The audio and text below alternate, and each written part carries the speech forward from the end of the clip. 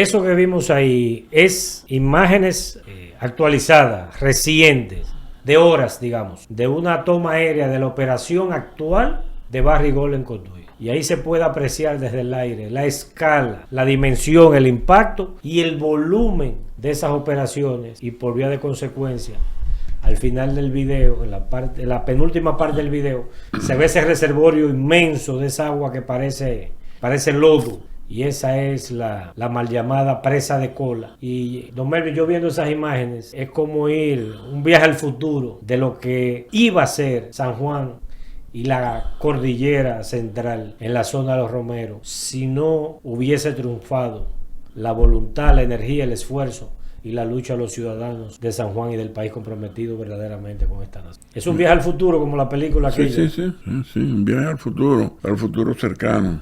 Ajá. Entonces, ese es el paisaje que el señor, la indignidad hecha persona, presidente del Senado, dice que él apoya, que eso está bien, que eso no hace daño. No, y se escuda. Coño, usted sabe que yo recientemente recibí una llamada, porque nos conocemos hace muchos años, 8, 10 años, y se quejaba amargamente y me decía, amigo, pero no me trate así, yo soy un hombre que procuro siempre actuar correctamente y usted me ataca, me degrada, y eso afecta el pudor familiar. Y yo le decía a él, ¿y el pudor mío? Y la paz y la calma y la salud de mi madre de 85 años y mi padre de 89 cuando ustedes hicieron una campaña no solo asqueante, sino baja, vulgar y falsa por demás. Yo le decía, a mí nunca eso me molestó porque la figura que entramos a la vida pública tenemos que entender qué enfrentamos y la naturaleza de la bestia enorme que enfrentamos y cómo reacciona a esas manos. El caso es que dentro de la conversación me decía, pero yo siempre he sido pro minería. Pero ese señor entró en el 2016 a la política. Antes de eso sabía, y no porque sea peyorativo, porque sabía era de goma, gato, camión y cosas de esas. No era ni pro ni contra minería ni un carajo.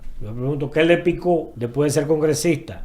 Oiga bien, después de ser congresista por la provincia donde está la operación minera de Barrigol, es que automática y mágicamente él se convierte en un pro minería. Porque con el argumento, me lo dijo en la llamada telefónica, es que usted es un hombre inteligente y debe entender, doctor, que no existirían los carros, ni los televisores, ni los celulares sin la minería.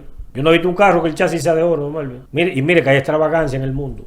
Yo no he visto un celular que sea de oro. En Ucrania hay inodoro de oro. Ah, bueno, pero encontraron hace poco. Y eso es una extravagancia Pero el argumento es particularmente pobre. Y yo digo que sí es que hemos perdido un poco como el juicio, don Melvin, porque puede ser casualidad, pero las casualidades suelen ser cada vez menos frecuentes. Que el presidente de la organización sindical, de los camiones y equipos pesados del país, de lo que Barry es cliente en todo ese movimiento de tierra, él lo preside, pero es mera coincidencia que sea prominente. Pero de verdad yo creo que el personaje no vale la pena que le dediquemos mucho tiempo, sino solo citarlo como una referencia a lo que no debe ser en la vida pública. Sí, pero hay otro que encaja con ese calificativo y descripción que usted da. Y confieso que cuando usted comenzó a referirse a describir el personaje, ¿usted sabe qué yo estaba pensando? En el innombrable de Gurabo. Porque el señor dice a boca llena, con el desparpajo que le caracteriza, que esa vaina es lo que hay que darle para adelante. Y que el que va a un puesto público no puede tener miedo, que es lo que según él ha tenido el presidente Abinader. Es lo que yo considero, don Melvin, la primera decisión, yo le llamaría a la decisión que comunicó el presidente Abinader el domingo pasado, en la noche del domingo pasado, yo lo llamaría como la primera decisión en los últimos 5 años que él lleva de gestión. La primera decisión que yo veo que se parece a lo que Luis Rodolfo Abinader Corona nos dijo y nos prometió en la campaña del 2020. Es como si por un arte mágico o por alguna iluminación providencial, este hombre de repente retornara al lugar donde yo lo conocí en el 2020, y no me refiero al lugar físico, sino al lugar moral, al hombre de ideas éticas, de una visión de país, de desarrollar una nación, de invitar a los mejores dominicanos a ser parte de ese proyecto. Y qué bueno, don Melvin, que ha recuperado, y yo espero que no sea fugaz, que haya recuperado el buen juicio, el buen tino, y el lugar donde un hombre de 50 y pico de años nunca debió abandonar, porque es un hombre que le quedan 20, 25, 30 años viviendo en este país, donde están sus hijas, donde probablemente van a nacer y se van a criar sus nietos. Y él tiene que saber que esta decisión que tomó el domingo pasado vuelve a comenzar, así sea de forma tenue y todavía muy temprana, pero vuelve a crear las condiciones para él recuperar algún nivel de legitimidad, de reputación y de aprecio público que le permite ir a tomarse un café a una plaza en cualquier lugar de este país sin recibir el escarnio ni el índice acusador. Y yo creo que hay que darle la oportunidad de respaldar no a Abinader, sino a la decisión que tomó Abinader el domingo pasado. Porque déjeme decirle, hay que entender y reconocer que esa decisión de fácil no tuvo nada. Es una decisión como suelen ser muchas veces las decisiones en el poder, que se parece a una canción que decía: contigo porque me mata y sin ti porque me muero. Muchas veces en el poder hay que tomar decisiones que una u otra te trae un costo y no pequeño, porque los sectores empresariales que están dominicanos, que están detrás de ese proyecto, yo no tengo ninguna duda que le pidieron yo una cita y él lo recibe y van y lo putean y lo maltratan y le estrellan la puerta del despacho presidencial. En todo caso, no sería la primera vez que un empresario se lo hace a él. Entonces el tipo, hay que entender que el hombre está acorralado en una realidad. Y mire, don Melvin, hay que ser justo. Decía Duarte: sed justo es lo primero si queréis ser feliz. No solo la decisión que él tomó, sino el momento que la tomó. Porque es un momento sumamente delicado, donde él necesita más que nunca el concurso y el compromiso de esos sectores empresariales, a los cuales claramente él está afectando con esa decisión.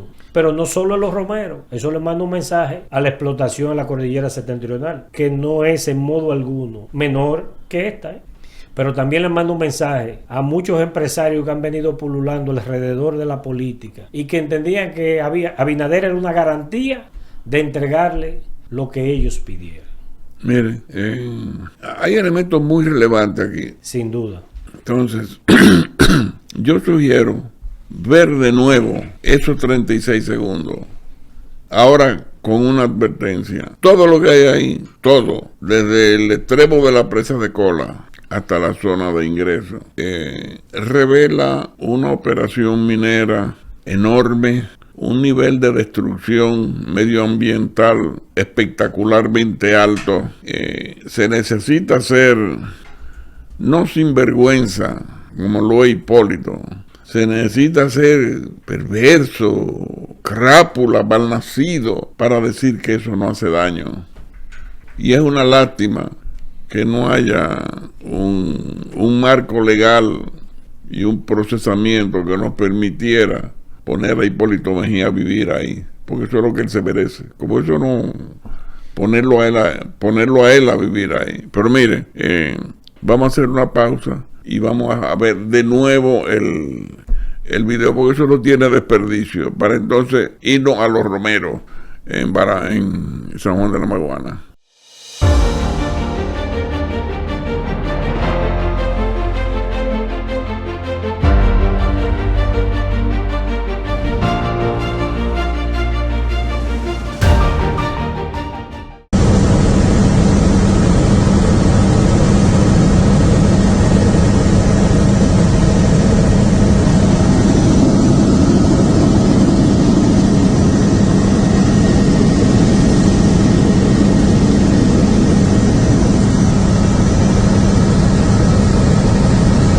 Melvin, yo creo que es oportuno y merece que conversemos sobre lo siguiente. Dos posibles escenarios. Uno, esa explotación minera, esa concesión se le otorgó a una empresa extranjera, entre comillas. Si ese fuera el caso, uno debe preguntarse, ¿cómo diablos una empresa extranjera viene a nuestro país y comienza a operar toda una campaña, articular toda una campaña que todos sabemos en este país que cuesta y muchos cuartos, para armar toda esa narrativa de que defiendan, de que defiendan a capa y espada esa concesión minera, pero que incluso la defiendan jóvenes de la comunicación, que hasta donde yo sé, tenían una reputación y una instalación sólida en la sociedad dominicana como hacedores de opinión con cierta ética. Pero se montaron en este proyecto, en la defensa de este proyecto, como si fuera una causa de vida o muerte para ellos. Y el otro escenario es que sea una empresa con un nombre extranjero, con una sede en Canadá, pero que los titiriteros detrás de ella, de esa corporación, que una parte de sus accionistas lo son a través de, una parte de los accionistas de Gold Quest es una corporación con sede en un paraíso fiscal que es San Kitts y Nieves. Digan, comencemos por ahí. Vean cómo se comienza a poner turbio a la ecuación. Entonces hoy, el día miércoles, ¿qué pasó? Wendy Santos Berroa, nuestra amiga, publicó el siguiente tuit que yo me voy a permitir leer íntegro porque entiendo que merece ser comentado, porque es una investigación que arroja información que es valiosa. Dice, Gold Quest y el capital dominicano. Guest Investment es una empresa registrada en San Kitts y Nevis, un paraíso fiscal que garantiza la confidencialidad. Adquirió el 11.3 de Gold Quest, pone entre paréntesis, transacciones desde noviembre de 2024 a junio de 2025. En ese semestre se fueron adquiriendo acciones. Como parte del acuerdo con la minera, oiga este dato, como parte del acuerdo con la minera, refiriéndose a Gold Quest, Guest Investment nombró a Charles Reed Bermúdez, dos apellidos que a ustedes no le son ajenos, en el consejo de directores de Gold Quest. Charles Reed Bermúdez es ejecutivo de DAF Management, una gestora de activos de Inicia Grupo Vicini. Ya estamos entendiendo mejor lo que hemos venido viendo. Dice, postdata, William Reed Bermúdez figura como analista legal de la Dirección de Alianzas Público-Privadas. Punto. De ellos ser hermanos, entre paréntesis, información que no hemos confirmado, podría haber conflictos de intereses directos. O sea, como se dice en los tribunales, nada más que agregar magistrado. O sea, Wendy Santos Berroa, en ese tuit, y yo sé que ella se cuida en la calidad de la información que comunica, y más si se trata sobre los intocables de siempre. Ella ahí aporta información que muestra un vínculo directo entre la familia Vicini y Gold Quest, digamos. Entonces ahí todas las piezas comienzan a caer en su sitio. Por eso se explica que el liderazgo político, el supuesto liderazgo político del país, no se expresó contra ese tema. Y lo poco que lo hicieron para apoyar la explotación de eso, como es el innombrable de Hipólito Mejía. Pero Leonel Fernández no habla del tema. Pero el domingo, don Melvin, y ahí es que yo me pongo molesto. El domingo Leonel Fernández estaba en Barahona. Y es obvio que en su trayecto a Barahona, él vio la movilización de ciudadanos, el fervor, el compromiso. ¿Y usted sabe qué? Eso no es conmigo. Eso no es conmigo. Pero oiga, fue el señor, el susodicho fue a Barahona y juramentó felizmente, él muy orondo y muy complacido. Él juramentó algunas figuras de la vieja política, incluso uno que fue Contralor General de la Nación en los gobiernos del PLD. Y él ve y lo juramenta feliz en Barahona, pero no se refiere a la manifestación que ocurrió ese mismo día en las narices de él. Dígame si necesitamos alguna evidencia adicional que nos diga a nosotros que no hay nada que intentar, nada que buscar y nada que analizar sobre ese falso liderazgo político perverso y maldito que nos ha gobernado en los últimos. Y del otro lado está Danilo, que es de ahí, que es de San Juan, don Melvin, de Arroyo Cano, una comunidad geográficamente vinculada. Si hay un presidente y si hay un funcionario público y un político que conoce esa región, esa zona geográfica, pero como la palma de su mano, ¿quién mejor que Danilo Medina? Pues tampoco se refiere al tema. Ni esta boca es mía. Pero ni disimulan, no me. Y yo digo, ¿y podemos esperar los dominicanos algo de esta gente que son capaces de mantenerse callados ante una situación como esa? Y no solo ante la situación, sino ante la avalancha de apoyo ciudadano a la protección medioambiental en San Juan de la Maguana. O sea, ni siquiera le importa que mayoritariamente los dominicanos asumimos esa bandera como una causa propia, dispuestos a defenderla con sudor, con lágrimas. Ni siquiera así les importó. Es el carajo. Entonces los dominicanos jodiendo con eso. Lo que yo tengo que cuidar y estar seguro de que tengo el favor es de los dueños de la mina, porque esos son los que ponen la plata para construir la narrativa que me permita llegar al poder. Entonces yo estoy convencido, don Melvin, absoluta y meridianamente convencido, que Leonel, Danilo, no me atrevo a incluir hoy a Abinader en virtud de la decisión que tomó con los Romeros, pero estoy convencido de que Leonel y Danilo entienden que el capital dominicano y la familia dominicana detrás de ese proyecto no pueden ser tocados bajo ninguna circunstancia. Si explotan esa la cordillera central y el medio ambiente y el agua se va para el carajo, tengo como quiera que respaldar a los dueños dominicanos de ese proyecto, porque sin ellos no gano. Mire, dígame. Mire, volvamos al tema del videito ese de los 36 segundos. Número 1. Mire, la minería en general es dañina, es destructiva, etcétera. Y no porque quiera, sino porque tiene que serlo. Porque tiene que serlo. Los métodos de extracción obligan a eso. Pero ninguna minería de la que yo conozco es tan fundamentalmente dañina como la de oro, porque es que el oro necesita para su explotación varias sustancias que son singularmente venenosas, y el cianuro es una de ellas, el mercurio es otra. Entonces, y esos sulfuros con el agua producen el ácido sulfúrico que ya usted sabe. Entonces, además, el oro requiere para su explotación cantidades ingentes de agua, Claro que sí. con lo cual el efecto de contaminación se multiplica. La escala de la operación es brutal. Entonces, hay que ver de nuevo en ese video que no hay manera de aislar, no hay manera de evitar el daño, la contaminación, la degradación medioambiental de vaya usted a saber cuántos kilómetros cuadrados en esa zona. Entonces, insisto, en el espejo de ese video es que tenían que verse los sanjuaneros, se vieron, se imaginaron, se convencieron de que eso era lo que le esperaba y se tiraron a la calle.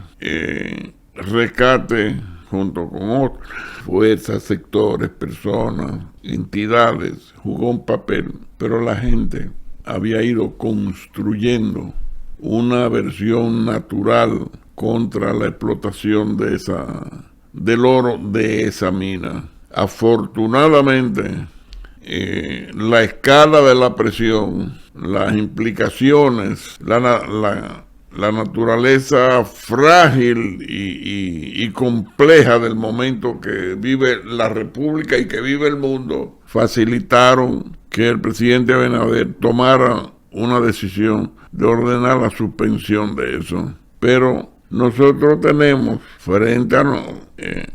de frente el mismo nivel de amenaza ahora en una serie de municipios y comunidades de la cordillera septentrional. O sea, Diría que peor todavía, por la escala, porque son 3 concesiones. A Barrick, 2 de ellas, Mire, en la zona de Pedro García, La Yayita, La Yaya, Gravito de Yaroa, El Toro, Palo Quemado, Palo Alto. Oiga, eso es la cordillera. Yaciquita, todo eso, hasta Altamira, todo eso está dentro del área concesionada. Entonces, si los santiagueros, los mocanos, los puertoplateños son capaces de ver, que se vean en el espejo de esos 36 segundos, porque no es menos de ahí. Déjeme decirle algo. La cordillera central tiene una envergadura y un área de la cual carece la septentrional. Entonces, un daño de la magnitud que ha tenido lugar en Cotuí sobre la cordillera septentrional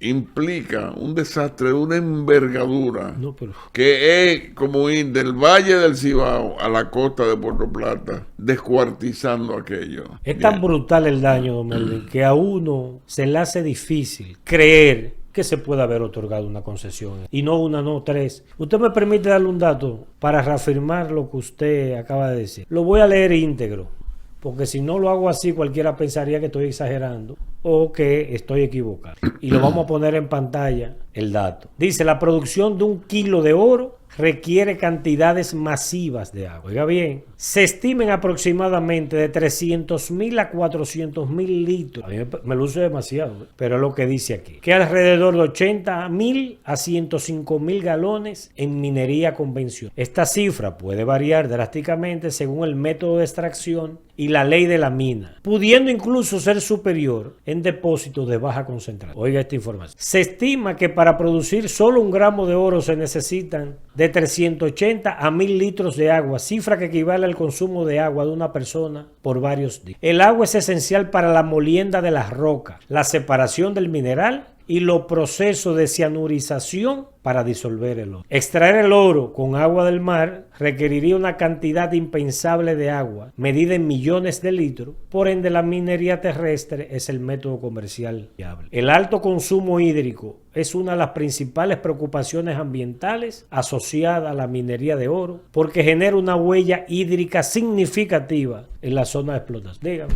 No, hay un comentario obligatorio a eso para allá. Nos creen tontos. Sí, pero fíjese, esta gente tienen meses o años hablando de la inocuidad de esa mina, de esa explotación, que ahí no hay daño, que ahí no hay peligro. No hay daño, no hay peligro. Exactamente lo mismo, por exactamente lo mismo que han hecho la Barrick en Cotuí. Exactamente lo mismo, ni más ni menos, posiblemente más que menos. Entonces, la gente hace bien en no creerle nada. Adiós, pero ¿cómo le vamos a creer? Don Melvin, ¿dónde están los rascacielos? Esos rascacielos de Cotuí. ¿Dónde está el aeropuerto internacional de Cotuí? ¿Dónde está el bienestar y la prosperidad que esa mina le trajo a Cotuí? De hecho, en la conversación con el presidente del Senado, yo le reclamé y le dije, usted lo que se tiene que enfocar es en reclamar a la Barrick que más de 1.110 millones de dólares, fruto de la negociación que hizo Danilo, que hay que reconocerle que la negociación que hizo Danilo con Barrick fue una negociación inmensamente mejor que el atraco anterior, no el contrato, sino el atraco anterior, y establecía un impuesto mínimo anual que se llama el IMA, que desde que Abinader entró hay 1.110 millones de dólares que se le pudieron cobrar a Barrick y que hasta ahora no se le han cobrado. Entonces yo le decía al presidente del Senado, ¿y por qué tú no asumes esa causa junto conmigo? Vamos, me dijo que lo tenía que analizar, que le mandara la información si quiere eso. Y que él estaría feliz de que por lo menos 5 millones de esos le toquen a mi comunidad. Porque son patriotas, mi comunidad. Yo le digo aquí públicamente, vamos a pelear esos 1.110 millones contra Barrick, los dos. Y mire que a mí se me hace difícil juntarme con un político como ustedes, pero yo lo haría. Que no aparece nunca para luchar por eso. Ahora, ¿qué es lo que pasa, don Melvin? Tenemos que entender la realidad de esto. Quien otorga el primer permiso, ¿usted sabe quién es? En el 2005, el señor de Villajuana. Y en el 2010 le da una renovación a Corcuez para esa explotación. Y entonces, en el 2012, ya en el gobierno de Danilo, se le concede otro permiso a la misma empresa. Y en el 2018 se le ratifica y se le amplía. Dígame, entonces, ¿en manos de quién es que está? Y déjeme decirle algo. Yo soy de lo que creo y digo, bueno, pero en el 2012 ellos pensaban que los dominicanos estábamos en otra cosa. E hicieron sus diabluras con la ventaja de la indiferencia ciudadana, el silencio, y que eso pasaba por debajo de la mesa. Está bien, lo hicieron. Pero que en el 2026, viendo el rechazo ciudadano, cómo ese tema se convirtió en causa nacional y que aún así no les importe, don Melvin. A mí eso deja, quizás por yo soy un campesino, por no venir de la política, pero yo digo, ¿cómo tú te vas a parar delante de un país a hacer una campaña para presidente diciendo que quiere un mejor país, un país de oportunidades, de desarrollo, de bienestar, un mejor país para nosotros, nuestros hijos y nietos, cuando tú te quedaste callado con esa explotación en los romeros? Como que yo digo, ahí. ¿Y qué cara que tienen estos tipos para decir yo creo en el medio ambiente con un hacha en la mano tumbando un árbol? O sea, coño, ¿dónde queda la coherencia, por Dios? Hay que ser cara dura. Dos cosas. Quizás debiéramos dedicarle, ahora hacer una pausa breve y dedicarle algunos minutos, no tanto a la decisión de Luis Abinader como presidente, sino a las consecuencias posibles y deseables incluso de esa decisión. Y si el tiempo nos lo permite, sacar una derivación. La conducta a la que usted se refiere en estas personas, o sea, que son capaces de salir de radio, televisión, en un congreso, hablar todas estas barbaridades, los hace categorizables como desvergonzados. Pero déjeme explicarle algo. Hay una serie de estudios recientes, muy serios por cierto, que demuestran que la desvergüenza en el ejercicio político contemporáneo hace algunas décadas dejó de ser un pasivo y se ha convertido en un activo, con todo lo increíble que parece. Sí. Y al respecto hay algunos trabajos bastante buena calidad publicados en El País de España. Ahí así, esa es la marca de fábrica. La desvergüenza convertida no en el obstáculo, sino en la razón que facilita modalidades de ejercicio político, decisiones políticas importantes. Sí, por más absurdo que parezca. Entonces, nada, vamos a hacer esa pausita y ver el caso de la decisión del presidente Abinader.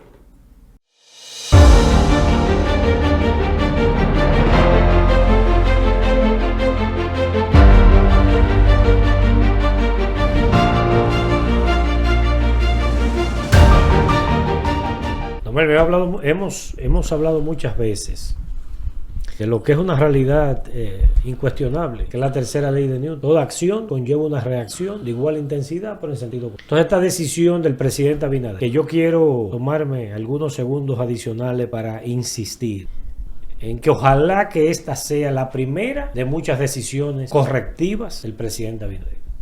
Y yo me permito sugerirle a él que le pregunte a sus 3 hijas qué ellas piensan de esa decisión. Yo estoy seguro que las 3 hijas le van a decir: papá, hiciste lo que te felicitamos, bien hecho, no esperábamos menos de ti. Y usted dirá: bueno, esos son las 3 hijas. Eso es el país decente, es el país sin compromiso con estas barbaridades. ¿Y qué pierde él que se va en 2 años del poder? ¿Qué pierde él regresando al lugar, vuelvo a insistir, del cual nunca debió? Y no es el lugar físico, es el lugar moral, la instalación ética que él nos prometió en el 2000. ¿Con qué sale un presidente cuando se va del poder? Mire, déjeme usar una imagen. Hace poco, el presidente Abinader hizo un viaje a Nueva York. Y lo ha hecho varios, pero hay uno en particular que estuvo matizado por cierto nivel de acoso ciudadano, gritándole ladrón, sinvergüenza, mentiroso, etcétera. Yo vi mucha gente de esos videos y había mucho enojo. Todavía hacía frío en Nueva York cuando ese viaje, pero la gente como que desafiaba el frío para tener la oportunidad de decirle sinvergüenza, mentiroso. En la cara. En la cara. Como nos gusta a los dominicanos. Sí. Decirlo. Entonces, miren, te decía, en 2 años, día más, día menos, Luis se va. ¿Con qué se va? Entonces, pero Luis se va, pero es un hombre joven. Claro. Entonces, se hablaba ahorita 20 o 25 años. No importa que sean 2 o 3 décadas. Usted sabe lo que es. Se puede usted dejar la presidencia de un país. No puede salir con un nieto a comerse un helado o a pasearlo a un parque. Por eso que le preguntaba con qué se va. Porque yo me imagino que él está claro que esos sectores empresariales le importa un pepino cuando él se vaya de ahí. Él le pide pepino, un carajo le importa. Oiga, le pide una cita y le dice que están de viaje. Dile a la secretaria que yo estoy de viaje. Guardia, Fuerzas Armadas, ni lo mira. Políticos, senadores, diputados que le dicen: mi presidente. No, eso es tan así que le voy a relatar una historia. Una vez Lila Alburquerque, siendo presidente de la Cámara de Diputados, fue a ver a Hipólito, siendo presidente Hipólito dijo: Lila, tú como que me estás brincando la tableta y la vaina, Presidente, yo soy suya hasta la muerte. Mire, y le enseñó la ropa interior. Hasta mis panties son blancos. Y no le tengo que decir lo que pasó después que él se bajó de ahí, ¿verdad? Entonces, presidente, ¿con qué usted se? Ni se va a ir con un empresario, ni el respaldo, ni el verlazo, ni la gratitud de los empresarios, ni de los funcionarios que en su gobierno y a expensa suya, de su legado histórico, se enriquecieron. No se va a ir con ninguno de esos tipos, porque usted, a final de cuentas, como no puede volver jamás, se volvió un activo inorgánico. Es como un jarrón chino que nadie sabe dónde poner. No, si se va así sin pueblo porque no rectifica. ¿Con qué usted se queda? Y usted dirá, bueno, yo, todo dominicano, que yo me dediqué 8 años de mi vida a trabajar, me enfermé, me puse viejo,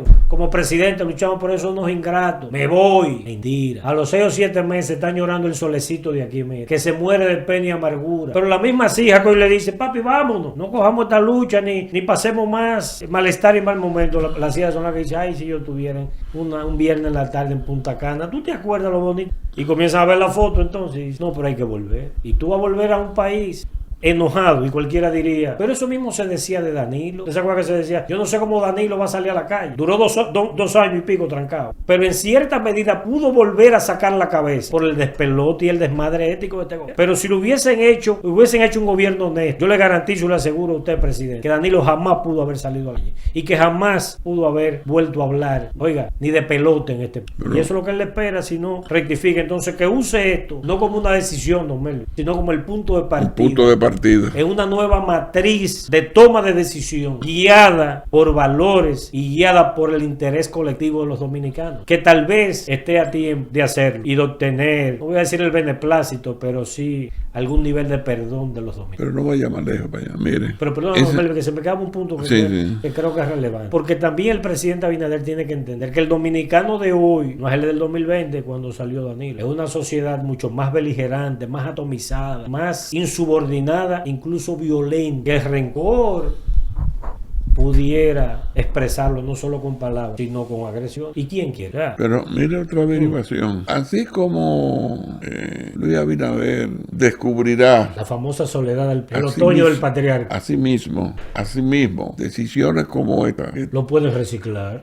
Pero es más que eso. Miren, un pueblo agradecido deja una huella imperecedera. Ya Luis Abinader puede dejar la presidencia mañana y regresar a San Juan de la Maguana a los 4 años, a los 3, a los 5, a los 10. Y a toda una fiesta. Y mientras, gobiernos sucesivos hubieran respetado esa decisión, a nadie en San Juan de la Maguana se le olvida, no, espérate, aquí no iban a envenenar a todos. Y ese portal no. Eso fue Abinader. Entonces, coño, usted sabe lo que es conectar con la historia, conectar con un pueblo. O sea, y trascender con yo diría con ala de luz. ¿Usted sabe lo que dirían los sanjuaneros? Yo no sé lo que hizo para allá, pero aquí se portó bien. Exactamente. No, y más lejos. Y habrá gente que dirá, y tú sabes la gente que pudo haber muerto, porque nosotros íbamos a seguir luchando, íbamos a seguir peleando. Y mire que la gente ya estaba enojada y le daba candela a esto, le botaron el gasoil, enfrentaban a la policía, enfrentaban al ejército. O sea, a la corta o a la larga, eso iba a terminar con un muerto o con 50, pero no lo sabemos. Mire lo que es la toma de decisión desde el sóleo presidente. ¿Y cuál debe ser la matriz que guía las decisiones de un presidente de la República? Joaquín Balaguer, que en paz descanse, le presentaron informes que sugerían de manera sólida la presencia de oro en esa zona. Eso no es nuevo y nada de eso. Las concesiones y las áreas donde hay presencia de oro o se sugiere la posibilidad elevada de que haya minerales preciosos, eso está estudiado hace muchas. ¿Se sabe cuál fue la respuesta de Joaquín Balaguer? Enterrar esa información y declarar un parque nacional de manera precautoria para que en el futuro, si alguien volvía con la intención de explotar esa área ahí, existiera al menos el freno de que hay un parque nacional, el José Armando Bermuda, en esa zona que cruza por ahí hasta Santiago Rodríguez. Mire la previsión del hombre, porque usted podrá estar de acuerdo o en desacuerdo con Joaquín Balaguer, pero hay que reconocerle que fue un defensor irrenunciable y rabioso del medio ambiente. Lo protegió decenas de parques nacionales, incluso le aplicó la ley a amigos muy cercanos y queridos. En algunos casos, incluso para mí, con exceso. Nunca renunció a eso. Usted sabe, le voy a contar una anécdota de Balaguer, no, pues ya estamos terminando. Sí, nos dice aquí el jefe nuestro aquí que estamos terminando. Un amigo de Balaguer lo llama a esos amigos de 40, 50 años. Sí, un señor ya de 80 años, eso que le decían Balaguer. Y habla con él, le dice a Balaguer que a un hijo se lo ha cogido la foreta preso. Y le dice Balaguer, ¿qué fue lo que hizo? Me costó unos palos, pero poca cosa. esposa, Balaguer, no fue que hizo mucho daño. Le dice Balaguer, ¿cuál es el problema? No, que está preso el hijo mío. Yo creo que ha salido muy bien que solo está preso, porque el daño que se le hace a la naturaleza debería hacerse a quien la daña, la misma medida, amigo. Pero eso yo soy testigo de ese cuento que lo hizo don Guaroa Lirano, que estuvo presente, porque ese amigo se valió de don Guaroa para que lo llevara a donde. Y le hago otro cuento. Un familiar cercano de Oscar de la Renta tuvo un problema medioambiental, un daño medioambiental, y fue Oscar de la Renta donde el presidente, en el mejor momento de Oscar de la Renta dentro del mundo de la moda mundial, y Oscar de la Renta fue donde Balaguer, y Balaguer lo recibió muy afable como era él. Es una gloria este país, señor de la Renta, está puesto nuestra nación en el firmamento y usted merece toda nuestra atención. Y le llamó a Candelier, porque Balaguer era un personaje, y Candelier le dice, presidente, es una situación aquí con un familiar de esta gloria de la nación. Y Candelier, que cogió la seña, dice, bueno, presidente, vamos a revisar el tema. Y cuando se va a Oscar de la Renta, dice Candelier, presidente, entonces dígame usted qué hago ahora que estamos a lo que tenga que hacer. El ambiente es Elito toreó a Oscar de la Renta y lo despachó. Luego tenemos que ir, don Melvin, dice que nos van que ya concluimos. Reiterar las gracias. Tener un mensaje a Santiago, Moca, La Vega, Puerto Plata. Bueno, que la ruta está trazada. El ¿En ejemplo. qué espejo es que tienen que mirarse? Y vamos, y cierra este programa Con el video de nuevo. Hecho otra vez. Y llamémosle ese video El futuro de Santiago, Moca y Puerto Plata.